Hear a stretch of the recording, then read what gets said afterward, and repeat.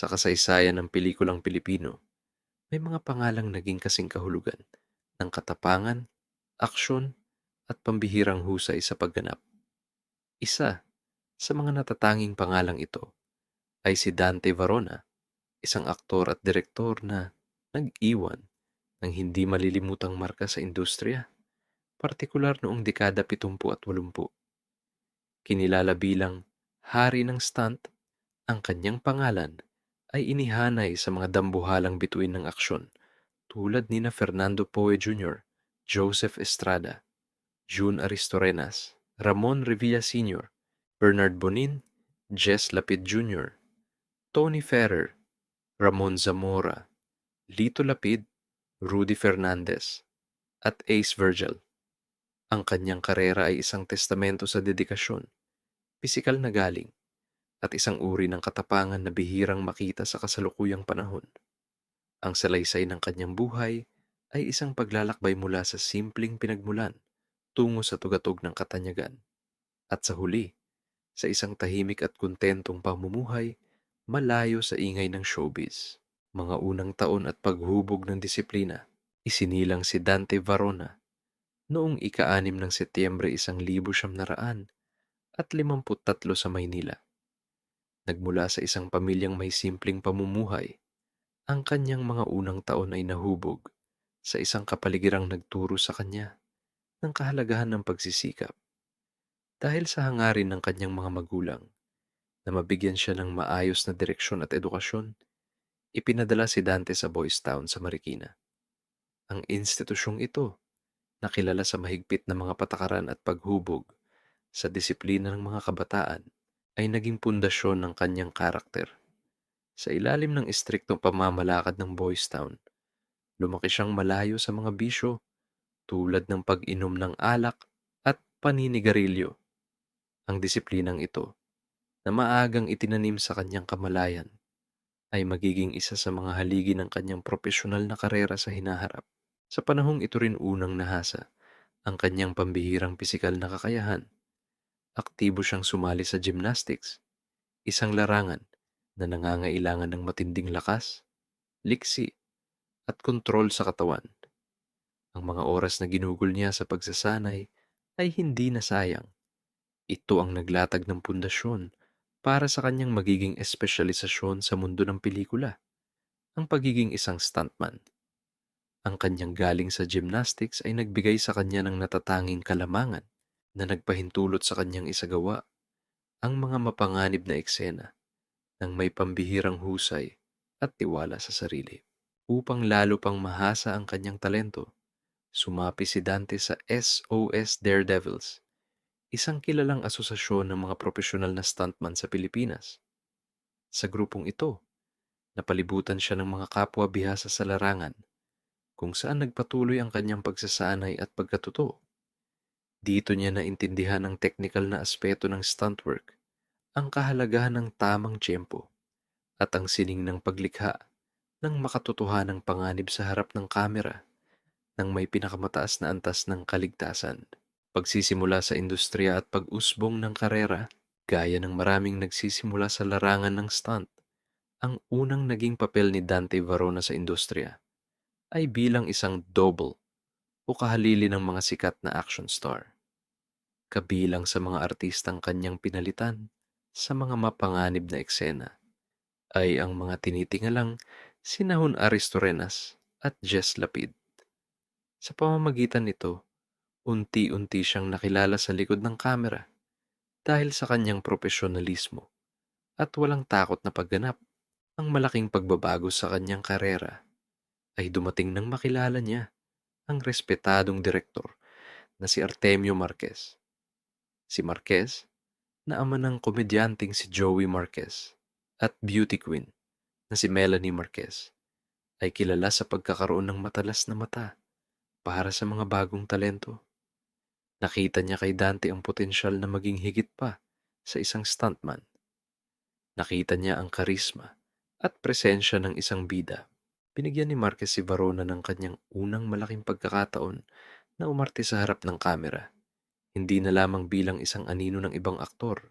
Mula roon, Nagsimulang umusbong ang kanyang karera bilang isang aktor. Naging bahagi siya ng maraming pelikula noong dekada 70 kung saan unti-unti niyang ipinamalas ang kanyang kakayahan. Kabilang sa kanyang mga naunang pelikula, ang mga sumusunod: Magnificent Bandidas, 1968, Walang Impyerno sa Matatapang, 1972, Leon de Masupil at alias Blackie, 1973, Kaniwataan at No Tears for Gabriel, 1974, Nagbabagang Silangan, Silakbo, at Diwang Kayumanggi, 1975, Pagbabalik ng Apat na Alas, 1976, Pandora, 1977.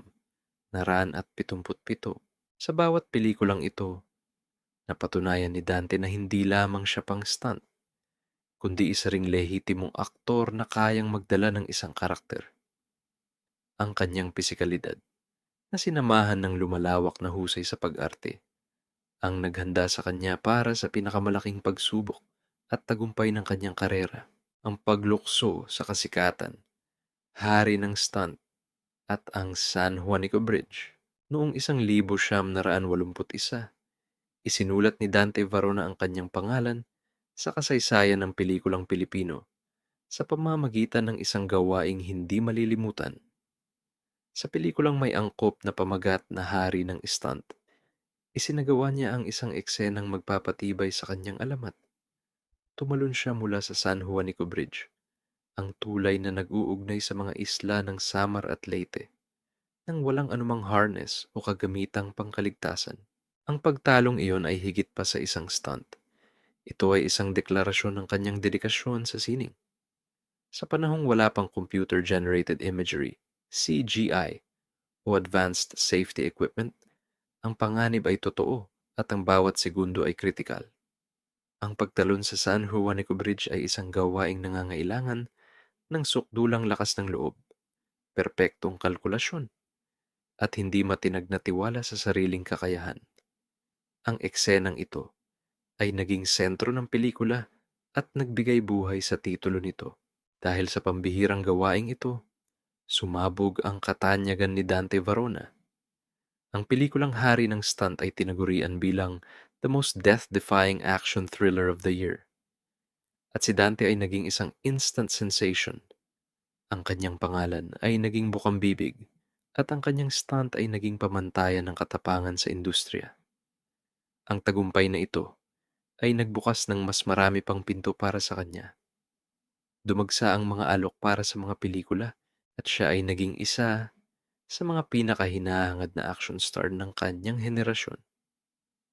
Ang kanyang karera ay patuloy na namayagpag hanggang sa mga huling taon ng dekada 80, kung saan siya ay nagbida sa maraming box office hit at lalong pinatibay ang kanyang titulo bilang ang tunay na hari ng stunt. Pagbabago ng panahon at mga hamon sa industriya. Tulad ng lahat ng bagay, ang takbo ng industriya ng pelikula ay nagbabago. Pagsapit ng pagtatapos ng dekada 80 at pagpasok ng dekada 90, unti-unting nag-iba ang panlasan ng mga manunood. Ang dating nagniningning na genre ng aksyon ay nagsimulang humina at nabawasan ang produksyon ng mga pelikulang tumatalakay sa mga bakbakan at pakikipagsapalaran. Ang pagbabagong ito ay direktang nakaapekto sa karera ng maraming action star, kabilang na si Dante Varona. Sa pagnanais na manatili sa industriyang kanyang minahal, sinubukan ni Dante na pasukin ang ibang larangan sa likod ng kamera. Sumubok siyang mag-direct at mag-produce ng sarili niyang mga pelikula. Nagtayo siya ng sariling production company, ang Nabuntalan Productions, sa pag-asang maipagpapatuloy niya ang paglikha ng mga proyektong naaayon sa kanyang bisyon. Subalit, dito niya naranasan ang isa sa mga pinakamalaking hamon ng kanyang profesional na buhay. Bilang isang maliit at independenteng producer, naramdaman niya ang hirap na makipagsabayan sa mga dambuhalang film company. Ayon sa kanya, madalas na hindi nabibigyan ng pansin o prioridad ang mga maliliit na producer kahit pa sila ang unang mag-book ng petsa ng pagpapalabas. Kadalasan, ang kanyang mga pelikula ay nauunahan o natatabunan ng mga proyektong gawa ng mas malalaking kumpanya na may mas malawak na makinarya para sa promosyon at distribusyon. Ang sistemang ito ay nagdulot sa kanya ng malaking pagkadismaya at sama ng loob. Ang pakiramdam na ang kanyang pagsisikap at puhunan ay nababaliwala dahil sa hindi patas na sistema ay unti-unting nagtulak sa kanya na pag-isipan ng pagretiro. Bagong kabanata sa Amerika, mula artista tungo sa pribadong buhay, ang desisyon na iwan ang showbiz at ang Pilipinas ay hindi naging madali para kay Dante. Inamin niya na hindi niya kailanman pinangarap na manirahan sa ibang bansa. Ngunit dahil sa mga pagbabago at pagkadismaya sa industriya, napagpasyahan niyang unahin ang kapakanan ng kanyang pamilya. Kasama ang kanyang asawa at mga anak, lumipat sila sa Estados Unidos upang magsimula ng isang bagong buhay. Ang paglipat sa ibang bansa ay nangangahulugan ng pag-iwan sa katanyagan at pagsisimula muli mula sa wala. Gayunpaman, ang kanyang nakaraan bilang isang sikat na artista ay sumunod pa rin sa kanya. Marami pa ring Pilipino sa Amerika ang nakakakilala sa kanya. Isa sa mga ito ang naging kaibigan niya, isang negosyanteng may-ari ng isang janitorial company. Sa tulong ng kaibigang ito, nabigyan si Dante ng isang mahalagang account, ang paglilinis para sa Chamber of Commerce sa Los Angeles, California. Mula rito, sinimulan ng dating hari ng stunt ang kanyang sariling janitorial service. Ang trabahong ito, na malayo sa kinang ng showbiz, ay kanyang niyakap ng may dignidad at sipag. Ito ang naging pangunahing hanap buhay niya at ng kanyang pamilya sa Amerika sa loob ng mahabang panahon. Kalaunan, pumasok din siya sa larangan ng security. Ngunit, nilinaw niya na ang kanyang tungkulin bilang security personnel sa Amerika ay iba sa imahe ng isang action star. Ang kanilang trabaho, ayon sa kanya, ay nakatuon sa pag-oobserba at pag-uulat ng anumang kahina-hinalang aktibidad. Hindi niya kailangang humawak ng baril at hindi rin niya naranasan na masangkot sa anumang pisikal na kumprontasyon. Buhay pamilya, pamana, at kasalukuyan. Sa paglipas ng panahon, namuhay si Dante Varona ng isang tahimik at pribadong buhay, nakatuon sa kanyang pamilya. Ang isa sa kanyang mga anak, si Tanya Varona, ay sumubok ding pasukin ang showbiz bilang isang mga awit. Sumali ito sa isang paligsahan, ngunit hindi pinalad na magtagumpay ng lubos. Sa huli, ang kanyang mga anak ay nagkaroon ng sarili nilang mga pamilya at si Dante ay biniyayaan ng mga apo.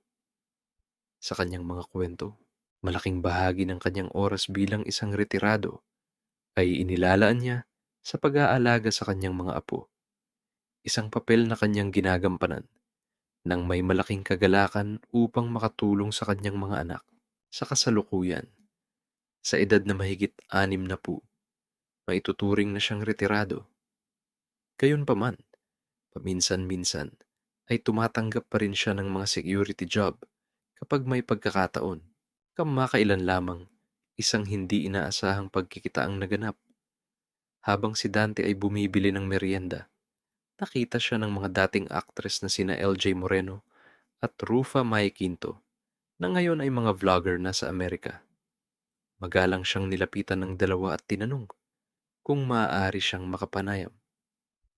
Agad namang pumayag ang dating aktor na nagbigay ng pagkakataon sa publiko na muling masilayan at makumusta ang kanilang idolo.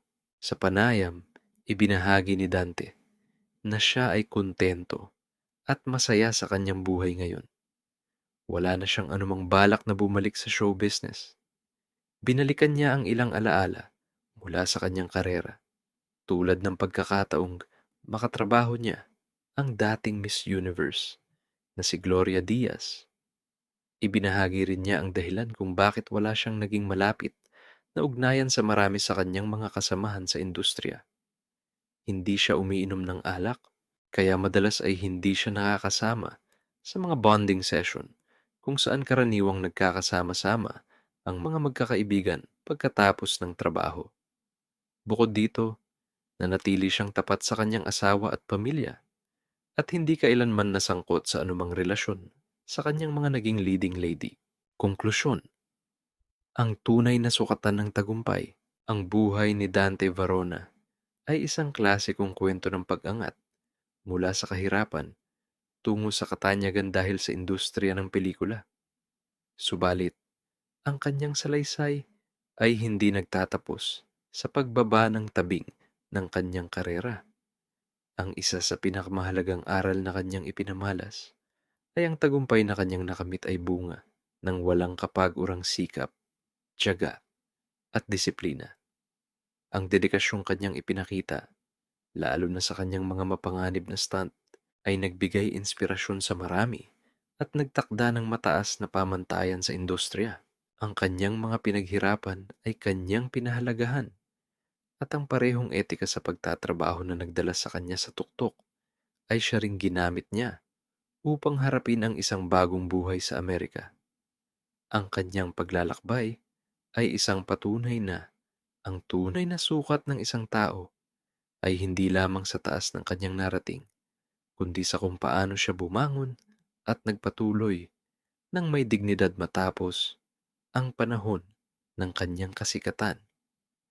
Si Dante Varona ay mananatiling hindi lamang hari ng stunt, itis, kundi isang huwaran ng katatagan, kapakumbabaan, at walang hanggang pagmamahal sa pamilya.